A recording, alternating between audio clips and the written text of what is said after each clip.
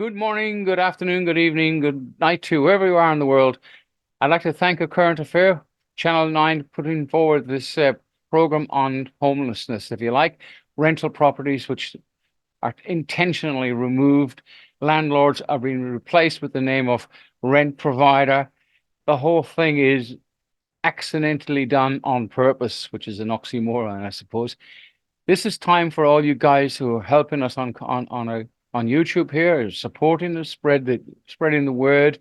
Look, I don't put advertisements up here. I don't want to make even a cent. I've never got a cent out of it. But now, please support the sheriff's office, which has the power to put these criminals in jail. There's no question about it. We do have that authority because we work and elected by the people. Just look up. There's heaps of videos on this channel that explains the office of the sheriff, the common law, which is common to everybody.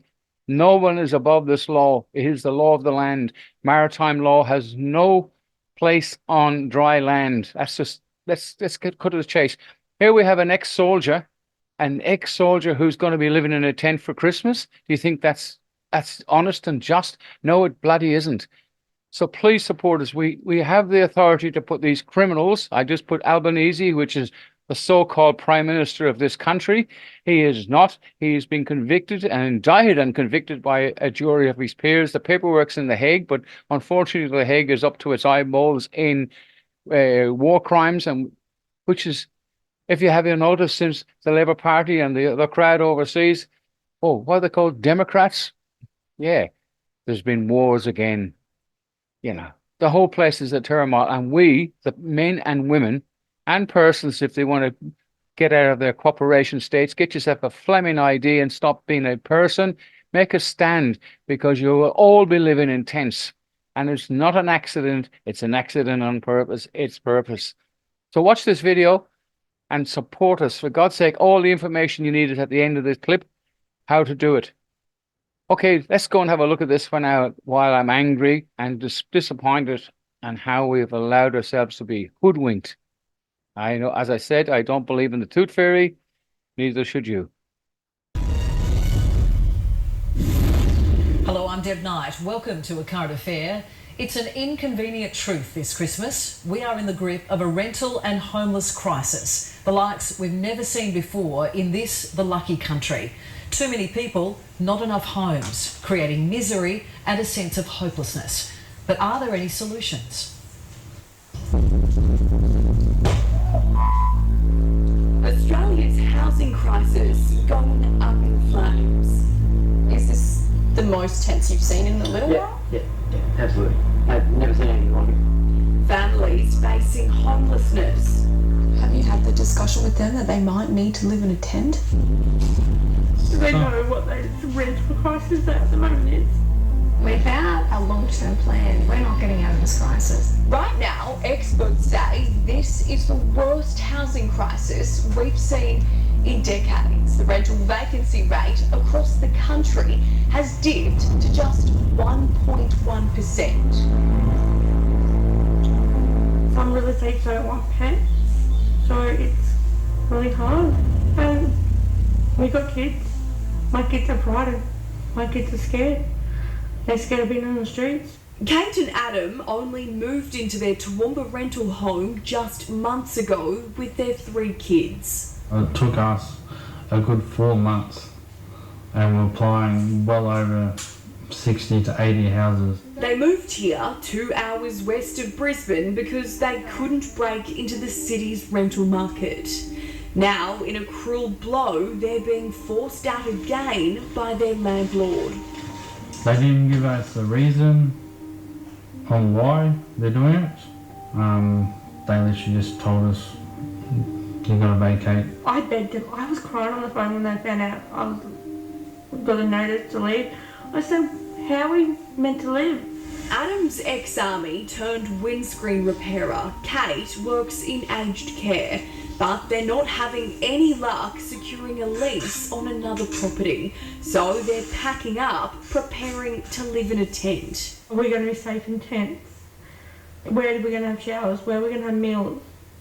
How's the kids going to go with school. Chris lives in a tent city in Musgrave Park in Brisbane South. And it's dignity that you lose when you are in this situation.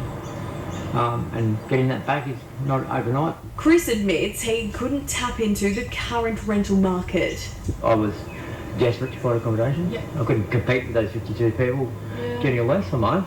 He's a chef by trade but has stopped working and struggled to find a home and has fallen into homelessness. So you have hope that you will get out of this situation? I will, I know I will. We're right into it in the same direction I was now, of course.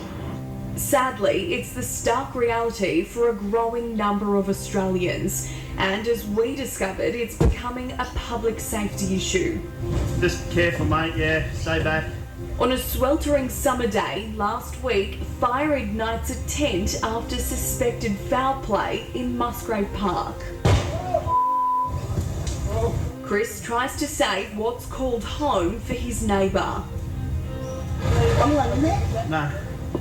We dial 000 as one of our crew waters down nearby tents until the fire brigade arrived.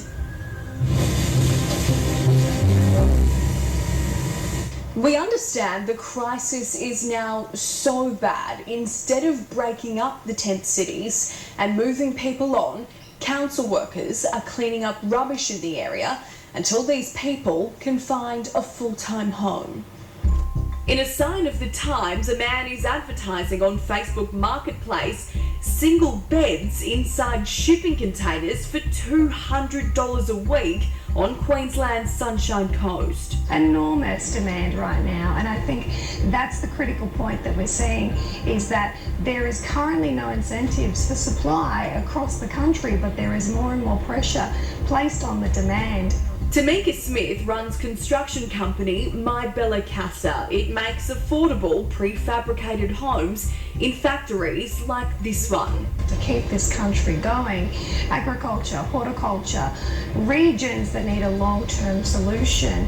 Currently, a number of these segments are looking at not being able to operate their core business without being able to project where these people are going to live. It's a solution Tamika's delivering for the private sector. Her housing solution can easily be scaled up to help those doing it tough, but says her proposals to the government have so far fallen on deaf ears. Housing stability has been not a big priority long term. We've seen patchwork, we've seen promises to be able to appeal to voters, unfortunately. I'm ready for it, and I will take any help that they can give me with both hands. Yeah, it really is a terrible situation. Demographer and social analyst Mark McCrindle is across the detail on this housing crisis and joins us now. Mark, it is just heartbreaking seeing hardworking families and their kids forced to live in tents. Is this up there as the worst you've seen it?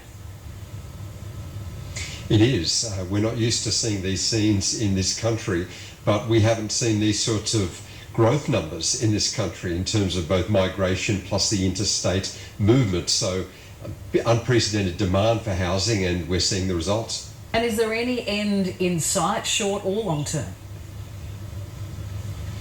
Well, these numbers that we're seeing coming into Australia, more than 518,000 people net increase just from migration in the last 12 months, is a new record. And even though the government has said they're going to pare those numbers down, it's going to take some time to get there. And of course, the housing supply is not quite keeping pace with this demand, and it's certainly going to take some time to gear all of that up.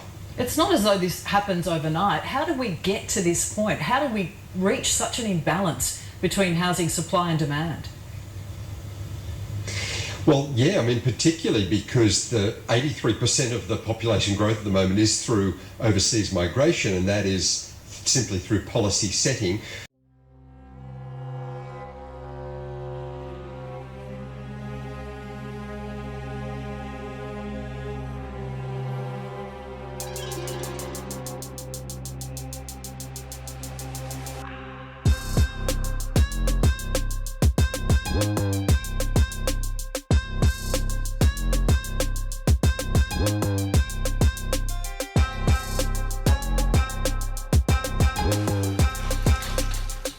Mr Albanese, I invite you to take and subscribe the affirmation of office of Prime Minister of Australia. I, Anthony Norman Albanese, do solemnly and sincerely affirm and declare that I will well and truly serve the Commonwealth of Australia, her land and her people in the office of Prime Minister. Guys, thanks for watching that. I hope it rattled a few of you, because it's just what can happen to everybody, because you get the common law court issued land titles for your property. Even if you have a mortgage, you got possession is 9/10 law. Look it up on the common law court. Get yourself a certificate of title for your property, and the same for your car, a master deed. Take it out of the hands of these criminals, mate, because once you register something, they own. In fact, if you really want to sting them, send your fines to Vic Roads or the authority in your authority, the corporation or business in your state that controls your life that you've signed over to them. Send them the bloody bill, because they own your car, they own everything. Anyway, London News, thanks for watching, guys. Do not give up. Law and common law, God's law, whatever you want to call it, through the enforcement by the Sheriff's Office, which is elected by the people, is the authority. Bye for now, guys. Thanks for watching. And I will put the other video up this week, coming up on that young chappie from America that everybody seems to love. Okay, bye for now.